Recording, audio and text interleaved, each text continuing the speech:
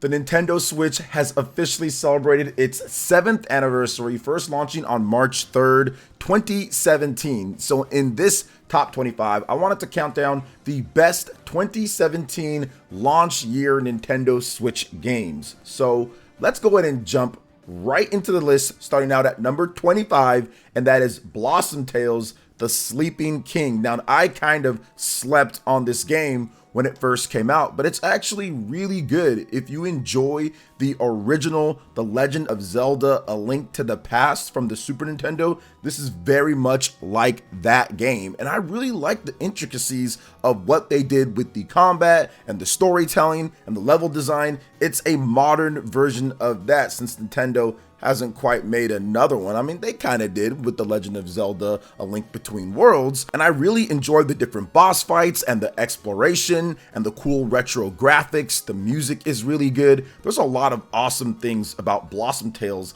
The Sleeping King, and that's why it makes it to number 25 on the list. Coming in at number 24, Snipper Clips, a forgotten launch collaboration title with Nintendo and an independent studio. And I'll say this game doesn't really have a lot of the pizzazz or flair like other games, but if you have a brother, sister, friend to play this game with, it's quite possibly one of the best smaller end co-op experiences on the Nintendo Switch, as you really have to get creative in order to pass the different levels. And the graphics look really cool. The style is very unique when it comes to what they did there, but Snipper Clips is still there, available for anyone to play on the Nintendo Switch, and is absolutely one of the best 2017 Nintendo Switch games. Now, moving on to the next one at number 23, Fast RMX. This was a highly anticipated game from the touted developers over there at Shinen, who make really graphically intense games for their team size. Most of the time, when you see a small team size of 3 to 4 people, you're going to get some type of retro looking game, 8-bit, 16-bit, and that's fine. Those games are awesome, but Shinen strives to actually make pretty good technical graphics with their games. We saw it on the Nintendo Wii, we've seen it on the 3DS and other Nintendo systems, the Wii U, and they brought that back with Fast RMX, which is essentially like a F-Zero style of game, and it had online multiplayer as well at launch. So it was a very interesting and unique game. Now, of course, the content necessarily couldn't keep up because they don't have as many developers as, like, let's say Nintendo could do with an F-Zero game. But at the same time, I still think that it was a really good attempt and crack at it, which they already had another fast racing Neo game. Then you have Fast RMX. So they did a great job overall. Controls great. The graphics are beautiful. The music is good enough. Like I said, there is online multiplayer that you can play with your friends. So I do think that Fast RMX, absolutely one of the best 2017 Nintendo Switch launch games. Coming in at number 22, Enter the Gungeon. Now, this is an interesting game because I played it back when I absolutely hated rogue games, and I actually still don't like rogue games, with the exception of like Hades and maybe the Splatoon DLC side order. But for the most part, I'm not a rogue game person. So when I first played this game, I hated it. But then I went back to it a number of times in 2017. Then I was like, okay, this is actually pretty good. I enjoy all the different guns that you can get. Obviously, the procedurally generated different levels that you get with the randomness of a rogue game, but it's a lot of fun to mix and match and kind of go through. The controls are absolutely butter on the Nintendo Switch, and the portable play is really good as well. So Enter the Gungeon actually surprised me with how good this game was, but I didn't notice it until a bit later because of my rogue weirdness overall. But it's a game that absolutely deserves to still be played to this point. I think they've even added DLC since then. So Enter the Gungeon in at number 22. Number 21, Stardew Valley. This game has sold over 30 million units in terms of an up-to-date on it. But yeah, Stardew Valley was a game that I had no idea about. Like, I don't play like the farming games and stuff like that for the most part, but I gave Stardew Valley a shot, and I remember playing it for like 4 to 5 hours on stream and absolutely loving it. They have different town members, you have some combat, you have different caves and depths to explore, everything that's going on the surface in your village. You have dynamic towns and you have dynamic characters to go through and meet. So yeah, I think that it's really good, and I can see why the game has done so well over all of these years. But Stardew Valley is one of those games that I think that you kind of needed at the launch year of the Switch, just in order to get something that has a bit more substance to it from an independent developer. The indie scene has really taken off on the Switch, but these were some of the games that laid the groundwork, and Stardew Valley is a phenomenal game. So it comes in at number 21 on my list. Now, we do have more games to get into, but before we do, please make sure you hit that like button and subscribe to the channel if you enjoy the content. And don't be afraid to hit that notification bell to get my videos first. Now, let's go ahead and jump right back into the content here at number 20, and that is Doom 2016. Now, this game was crazy because when I first played it, it was one of those impossible ports. I played Doom back in the day, but I'm not a first-person shooter fan. I'm not a huge Doom fan, but I wanted to check it out because this was a game that nobody felt could be possible on the Nintendo Switch. This is a game that was only on the PS4 and up at the time, right? So it was like, okay, is it too graphically intense?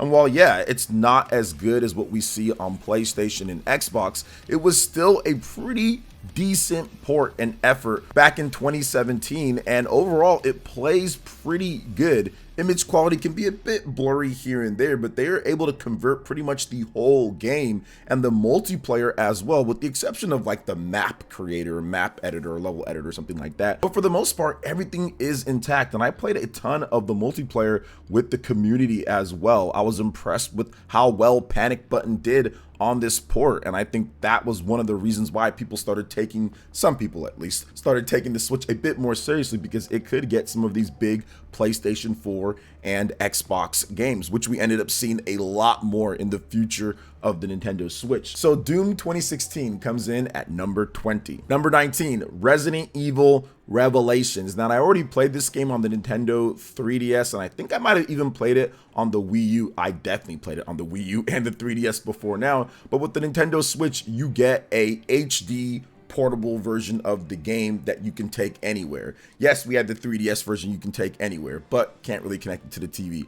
Yes, we have the console version like Wii U, PS3, 360, whatever the case is. And yeah, you can take that kind of portably with the Wii U tablet, but not really. So it didn't necessarily fulfill everything that I wanted, but the Nintendo Switch version did. You have a portable version and also a TV version of it, and you can take that anywhere that you want. So it filled every single spot that I wanted, because I actually really like Resident Evil Revelations. It was one of the games that got me excited to play on the Nintendo 3DS, and I think that Resident Evil Revelations is a very fun game. Not the best Resident Evil game out there, but definitely a very fun game with cool multiplayer as well that I played a lot on the Nintendo Switch. And once again, take that Resident Evil portable experience anywhere that you want, and the game is still kind of built for portability in mind as well, which is really cool, as you can kind of see the design now that you have a true hybrid console portable version of the game. So Resident Evil Revelations, with its fantastic graphics, its great gameplay, cool story setup and scenarios, makes it the number 19 on my list. Number 18, Fire Emblem Warriors. Very cool game here with Fire Emblem Warriors, and interesting because this is the first wave, or more like second wave, that we got with Nintendo collaborating with Koei Tecmo to make these Warriors games. We got Hyrule Warriors, which was fantastic and very surprising at the time, but then Fire Emblem Warriors comes in, and the cool thing about this game, especially because if you compare it to some of the other Warriors games, or at least some of the games on the Nintendo Switch, this one had a 60 frames per second mode, which made the gameplay so much smoother, 720p, 60 frames per second, which was interesting because like Hyrule Warriors Age of Calamity does not on the Nintendo Switch. So it was cool to see that back in 2017, and to see a bunch of cool Fire Emblem characters just ripping it up on stage, which was a lot of fun. And the story was a bit campy and weird, and the new characters were a little bit like but at the same time, I had a ton of fun using some of my favorite characters from the Fire Emblem universe, just kind of have some like mindless button mashing back in 2017. But if you're playing on the hardest difficulty, you definitely have to be careful when you use your specials, when you rotate your characters, your strategy. That's what I loved about this game, the fact that they implemented many different aspects from Fire Emblem into Fire Emblem Warriors. So all of that is the reason why it makes the number 18 on my list. Number 17, SteamWorld Heist. This is a very cool game because it's a strategy RPG 2D hybrid blend in the SteamWorld universe, and there's a lot of strategy and different things that you can do to kind of ricochet shots and to really outpace your opponents. I think that the graphics are cool. Not in love with the design in terms of artwork and design of the game, but I think that the gameplay and the snappiness and the fun that it brings to the table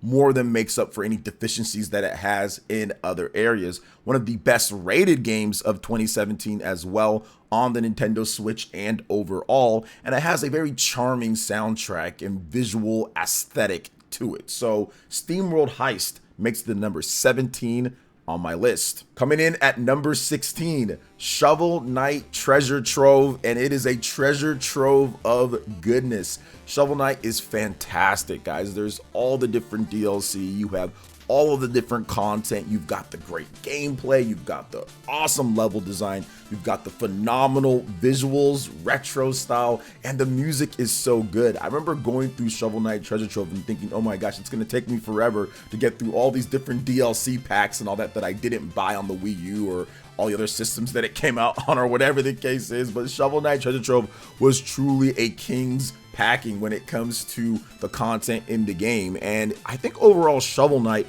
kind of left its mark on that era in terms of indie games and the Wii U back when that was in the 3DS and just Nintendo in general. So to see it over on the Nintendo Switch was just fantastic. So I love the game, I love the content, love the levels, love the story, I love everything about Shovel Knight, and I think that honestly it's solidified its place in history when it comes to best independent games, some of the most successful games from the indie scene out there. Shovel Knight Treasure Trove makes it number 16 on my list. Number 15, Azure Striker Gunvolt, the Striker Pack. You get 2 Azure Striker Gunvolt games. This is made by many people who used to make Mega Man and games like that. It's very much like a Mega Man style game, and Azure Striker Gunvolt has the style. It has the style and it has substance as well, and the gameplay is rock solid. The controls are fantastic. It's a nice blend of what you've seen from your favorite 2D action games back in the day, but then also some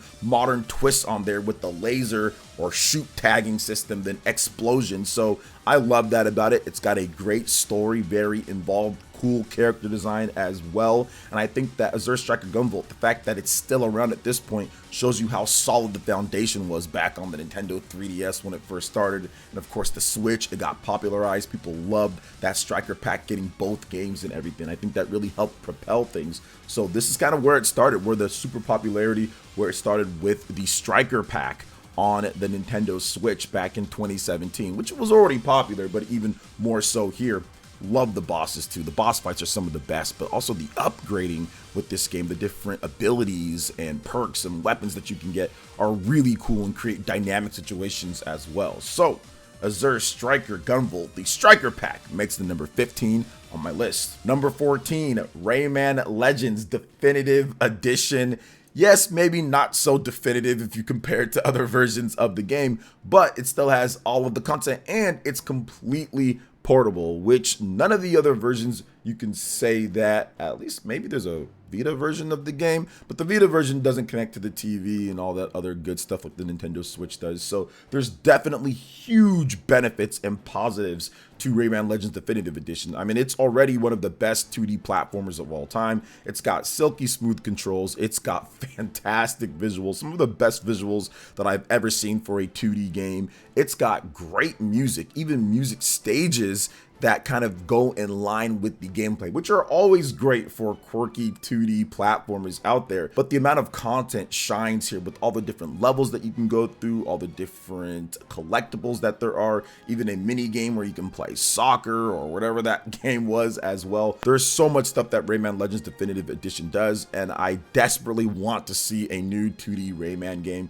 which is very unfortunate that there wasn't one on the Nintendo Switch, but maybe with the Nintendo Switch 2 we see something from Rayman. So Rayman Legends Definitive Edition makes it number 14 on my list. Next up at number 13, Sonic Mania. Yes, I've got a Sonic game on here, guys. Sonic fans, we are all rejoicing at this point because Sonic Mania came out of nowhere. I was not expecting too much from it, and I knew it was going to be good. I'm an old school Sonic fan. I love Sonic 1, Sonic 2, Sonic 3. I grew up with those games. They were awesome, but Sonic had been on such a, I would say, downward trend for a while now. So I expected it to be good, but I didn't expect it to be as good as it was, being one of the best rated games of 2017 on the Nintendo Switch and overall, and really just giving people life when it comes to Sonic, giving Sega, the corporation, life that, okay, there's still a huge base of fans out there that love them some old school 2D Sonic out there. And they did a great job with this, mashing up the different levels and creating something completely new and unique. You've got the great controls 2D Sonic is always known for. You got the levels,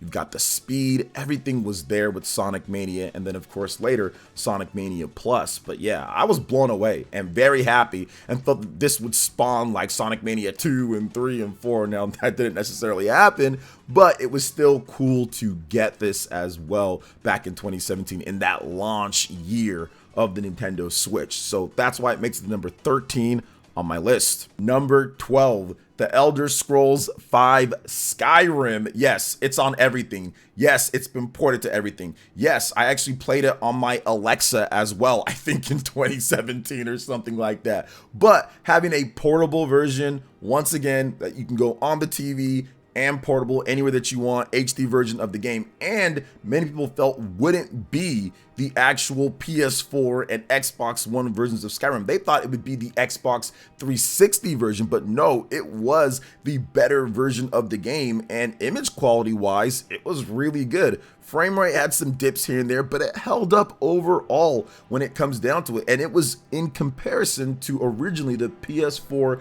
version of the game. They were very close in terms of things, so I have to give them credit. The team that did this, I think it was Iron Galaxy that did the port of this game, and of course Bethesda at the time saying, hey, we're going to start bringing some games after they said no way Jose to the Nintendo Wii U in terms of developing. So it was very surprising, but also awesome to see something like this once again, just like Doom, being able to legitimize the platform to where we can see big Western AAA games on there. And of course, Skyrim is Skyrim. You guys know you have the questing, you have the armor and the weapons. They have the Legend of Zelda stuff in their amiibo support, which was cool.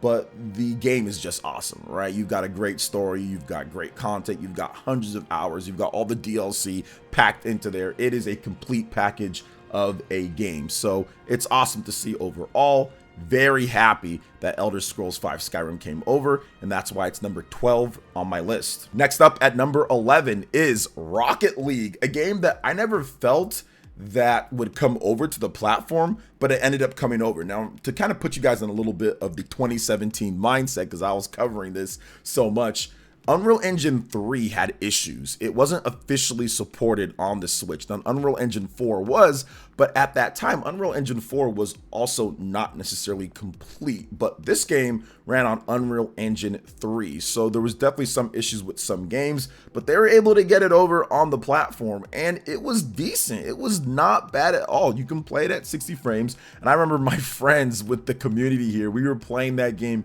so much as I was trying to learn how to play this game that blew up in popularity. Now, I know I originally played it on the Xbox One and played it a bit and had fun and everything, but I kind of had forgot about the game, and then it came back on the Nintendo Switch, and of course I wanted to check it out and play it more. Having the game portable as well was awesome, and yeah, it did really good. I remember it doing fantastic for the Nintendo Switch and people talking about it quite a bit, to be able to practice Rocket League anywhere that you want. So when you go back and play online, or if you play on a different system, you can kind of carry those skills over. So very good to see Rocket League on the platform back in 2017. That's why it makes the number 11 on my list. All right, guys, we've made it to the top 10, and at number 10, Cave Story Plus.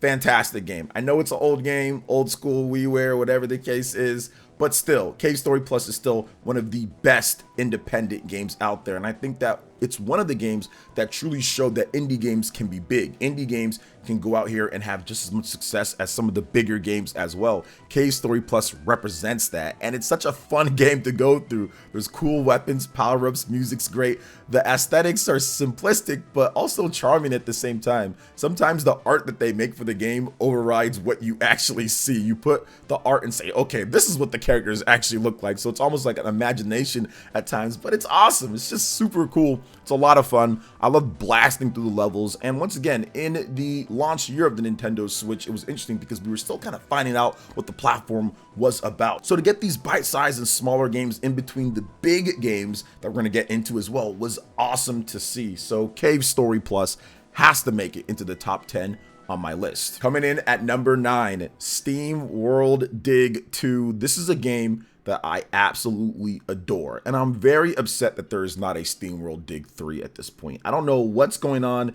It's been 7 years. There's no SteamWorld Dig 3. So maybe they're waiting for the Nintendo Switch 2 to bust out the SteamWorld Dig 3. I think that would be huge. This was like early 2017 Nintendo Switch type of game. So I think maybe they're waiting for that. But either way, I love SteamWorld Dig 2. It was one of the first games to me felt like the HD rumble was properly utilized. At the beginning, there wasn't a ton of games that used it that well. Legend of Zelda didn't use it at all. So to see this game use it from an independent studio and to have like that HD rumble, that haptic feedback is really, really good. The story's fantastic. The gameplay is addictive. Like, you're constantly just digging and finding different secrets and new abilities. It has that Metroidvania, pretty much is, Metroidvania vibes as well, 2D action, Mega Man style too. So it kind of combines so many different games that we've already talked about here and games that I absolutely love. SteamWorld Dig 2 absolutely could have been higher, but it digs in nicely at number 9. Coming in at number 8, Pokken Tournament DX. And man, if I didn't already put 300 to 400 hours on the Wii U, and this came out to be a Nintendo Switch game with all the content that it had, all the different characters that they added, all the refinements, all of the updates, all of the new modes, the 3-on-3 and all that, I think this could have been a top 3 or top 4 for me, but already played it. But it's still fantastic because, once again, it didn't just bring the game over wholesale. They added a bunch of stuff that's actually not on the Wii U or arcade version, so it did create a new gameplay experience for me. Phenomenal music, great controller to play the game, very fun, easy to play, hard to master, lots of different characters, different Pokemon to pick from. The single player is a little bit weak, so if there ever was a sequel, I would love for them to actually have a full fleshed out single player. But when it comes to the online, which is okay, it's good, not the best, but it's good. But the ranking system is very similar to what you'd see on Tekken, so it was fun to kind of go through and see how far you can rank up and level up. I would just love to see more rewards for actually doing that in terms of what you can get for the single player portion of the game, costume, outfits, things like that. But yeah, I think that if they ever made a sequel, we could see that, because Pokken Tournament DX is just phenomenal. It is a very fun game and a very unique game, very innovative to me, because it's a mix between arena fighters, which I kind of loathe for the anime scene, but then also a 2D fighter, and it switches back and forth with the phase shifting. You knock them into that, so that just creates a very fun gameplay dynamic that to me is timeless. You can play this game in 10 years from now and it will be still just as fun as it was before, even 20 years, because most companies won't make a game like this. Most arena fighters don't do this. So it was great to see back in 2017 on the Nintendo Switch, because I don't think people expected there to be a port of this game, and it kind of just came out of nowhere. So Pokken Tournament DX makes it number 8 on my list. Coming in at number 7, ARMS on the Nintendo Switch. Yes, we've got some ARMS awesomeness that is happening right now. Now listen, guys, I know not everybody loves this game, and it might be a little bit high for some of you guys, but I loved it. It's got flawless online. We just talked about Pokken Tournament DX. This has flawless online, where they have a very innovative way of reducing the lag. Anytime you extend your arms, it absorbs the lag, so the game normally can run smooth as you have to like stand still to punch. So it was an ingenious design. But the Mario Kart team, they always do a good job with their online titles that they've done so far. They've been one of the best on Nintendo platforms, so that is really no surprise there. But the game itself has a ton of cool charm and personality to it. It's got great controls, 1080p, 60 frames per second, absolutely clean. Got some nice HD rumble, whether you're playing on the portable side or the docked side. It's fantastic, and I had a ton of fun going through mixing and matching my different weapons, using the different unique characters and fighting against the community here as well,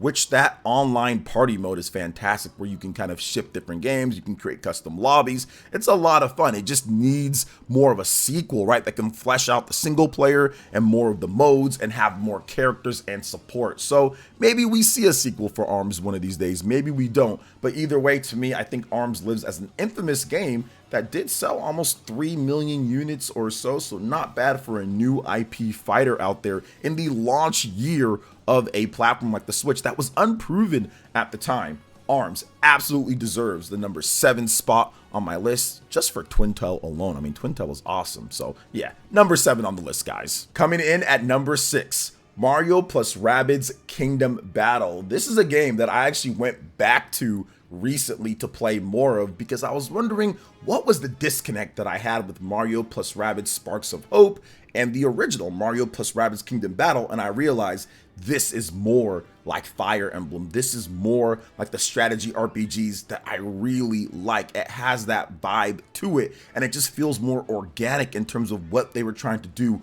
compared to XCOM or compared to Fire Emblem. And I think that's the reason why Mario plus Rabbids Kingdom Battle to me is the better game overall, because it does all of those things, and it's a very crazy union of two franchises that nobody even believed was real when the information or rumors started coming out. I actually saw proof that this game existed and was the first to report that it had the Snowdrop engine back in 2017. So people didn't believe it, but it was real. The same engine that powers The Division and some of Ubisoft's other games. And it's a phenomenal game. It's got great powers with Mario, Princess Peach, Yoshi, and all the different ones. And the Rabbids, I mean, yes, I would have liked Rayman, which they eventually put Rayman as well, but I would have liked it to be Mario plus Rayman, but it's still really good with the Rabbids because you can do crazy things with them. You can have them dress up and have different types of powers of who they're cosplaying as. So it makes sense in that regard. But I love this game.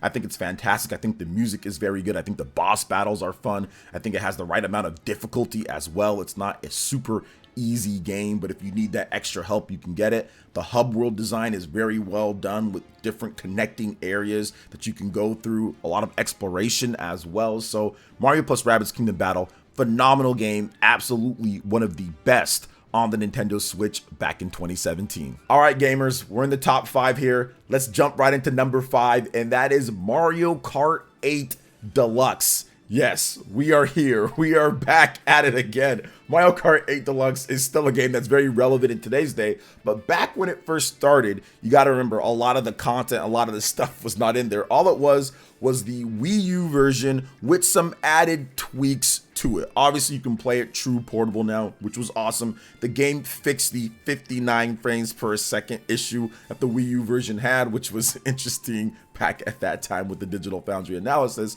But yeah, they fixed that. And they added in another item as well. So it created a more unique or dynamic situation, completely changed some of the meta and what people are going to do in the game, how you play offense and defense. That's a huge change that's not in the Wii U version of the game. So with just that alone, that made the game worth it for people to go back, pick up, and play. Of course, you want to play it on the newer system to where you can play it anywhere. The online play is also fantastic as well. Yes, it uses some form of Nintendo rollback, which can be kind of wonky at times, but overall it was smooth and it was a ton of fun to play. And in the early, I would say first month or two, right, because this game came out in April of 2017, there wasn't a ton of big Nintendo first party games to play, so this game came out right at the right time and facilitated a lot of hours for many people, and it grew into the juggernaut behemoth that it is right now at this point. And I knew the game would do good, but I didn't think it'd be best selling game on the Nintendo Switch good with all of those multi-millions and millions that the game has sold. Pretty much almost everybody has it on the platform. But yeah, Mario Kart 8 Deluxe is awesome. Obviously, they've added a ton of stuff since then, but back in 2017, it was just fun to race through with the controls and the gameplay, and the graphics are fantastic. It was just an awesome and quite possibly the best second month game Nintendo could have ever done for that platform to really keep the momentum going. So Mario Kart 8 Deluxe makes it number 5 on my list. Number 4, Splatoon 2. Nobody really expected Nintendo to have a sequel to Splatoon so fast, already like ready for the Nintendo Switch, but they did. Splatoon 1 came out in 2015, Splatoon 2 came out in 2017. Yes, it used pretty much the same graphical style and graphics of the original. It was a little bit tweaked up, but they added so much stuff to the gameplay. This is where Splatoon took off when it comes down to it. The Splatfest took a life of their own. They had the Salmon Run as well. That had a little bit of controversy, the fact that it was more of a live service thing. You can only play it at certain times and you can't play it all the time, which they fixed for Splatoon 3, but for Splatoon 2, that was an issue at that time, but it was still a new mode that people loved as well.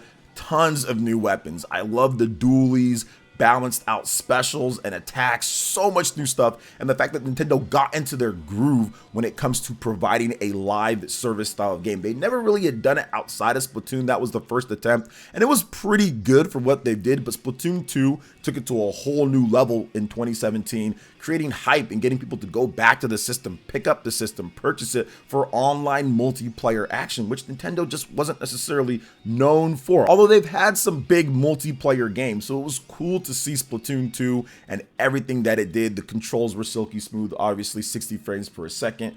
All of that stuff was good, but the single player content was awesome as well. The single player is one of the best that Nintendo's done. So I was very happy with Splatoon 2 back in 2017, and that's why it makes it the number 4 on my list. Number 3, Xenoblade Chronicles 2. Oh man, I could spend 30 minutes plus just on Xenoblade Chronicles 2 by itself. When it was first revealed, I absolutely lost it. And then when it actually made it for 2017, so let me go ahead and put you back in the mindset of 2017 for those who don't remember, but nobody actually thought this game would launch in 2017. Nobody felt that it would. Xenoblade Chronicles X was delayed multiple times on the Wii U, so people felt the same thing would happen here. And Nintendo and Monolith Soft were like, no. Now, should the game have been delayed? Probably, because there was a number of things that they patched over the course of the next 6 months that would have been awesome if it was already in there, especially like with the map stuff in the game and some of the frame rate issues in some of the areas. But overall, I think the fact that it made 2017 was awesome. And I was playing it for like 3 months anyway, so I was able to experience some of those patches and all of that. So it was very, very good to see. Very, very good to see overall. And I feel that the characters, the combat, the music was all just legendary stuff. It helped solidify, cap off the crazy year of 2017 for the Switch. So even if you don't like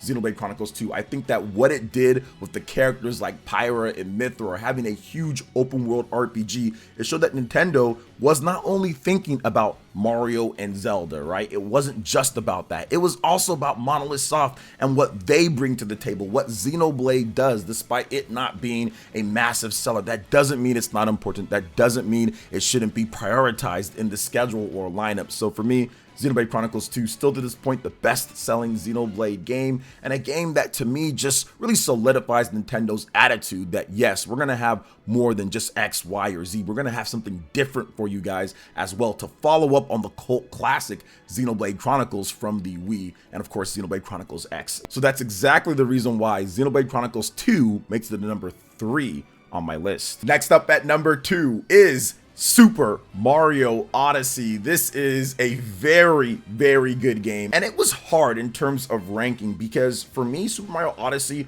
also really shows that Nintendo meant business as well in that 2017 launch year.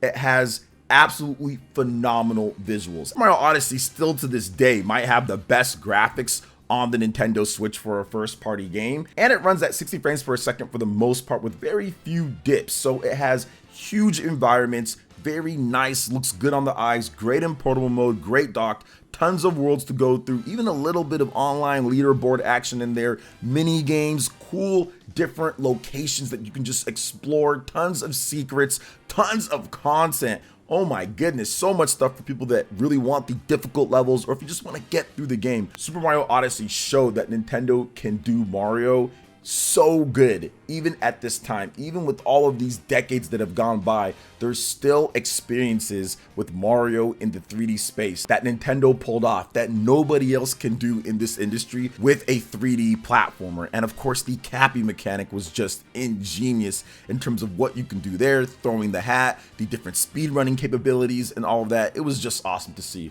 So Super Mario Odyssey absolutely deserves more time in terms of me talking about it, but pretty much it's incredible, and I really don't have anything negative to say about the game overall. I absolutely loved it, although there's some things here and there, but it's an incredible experience and deserves number 2 on my list. Next up at number 1, you guys all know The Legend of Zelda Breath of the Wild. One of the reasons, if not the reason, the Nintendo Switch took off. It's the game that everybody wanted to see on the platform. Everybody wanted to know what was happening. Everybody wanted to play this. People that even hate Nintendo couldn't help but look at what was going on with The Legend of Zelda Breath of the Wild and at least try it out. Maybe they might not like it, but at least try it out. It was that good. The art style, the graphics, the presentation, the gameplay, everything that they did in The Legend of Zelda Breath of the Wild, even with some hitches back in 2017, the game had a few issues here and there that ended up being patched out, but still a couple different frame rate stuff, especially in the Lost Woods. But overall, it was still a super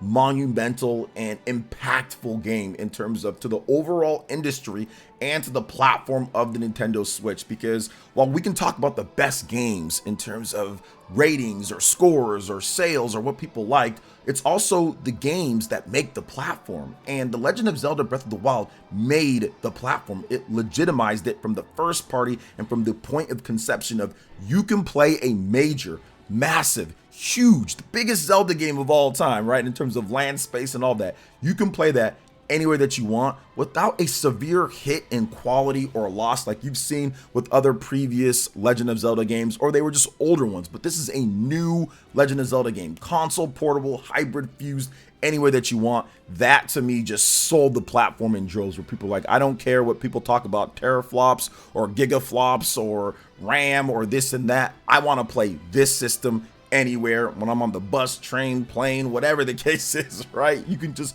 play it anywhere. Breath of the Wild had the juice too. It had the gameplay that really supported the play anywhere style, where you were cooking and you were collecting and you were fighting and you were just doing all these different things, exploring Hyrule like you've never done before. So that's the reason why Legend of Zelda Breath of the Wild is the top 2017 Nintendo Switch game, and for many people is still the best Nintendo Switch game out there, and one of the most iconic for sure overall. And of course, that ballooned into the sales that we see for The Legend of Zelda Breath of the Wild. Still to this day, people buying the game, and it makes complete sense because it was that good when it came out back in 2017, and it's still very good in today's day. But all right, guys, that's gonna wrap it up for my top 25 Nintendo Switch games of 2017. What are your top 25 games? Let me know in the comment section below. All right, guys, that wraps it up for this video here. Thank you so much for watching. I do appreciate it. Please make sure you hit that like button, subscribe if you're someone new, click that notification bell, and check out my other Nintendo Switch collection videos, RPG videos, and other top 25s right here on screen. Thanks for watching, and we'll catch you guys for the next one. Peace.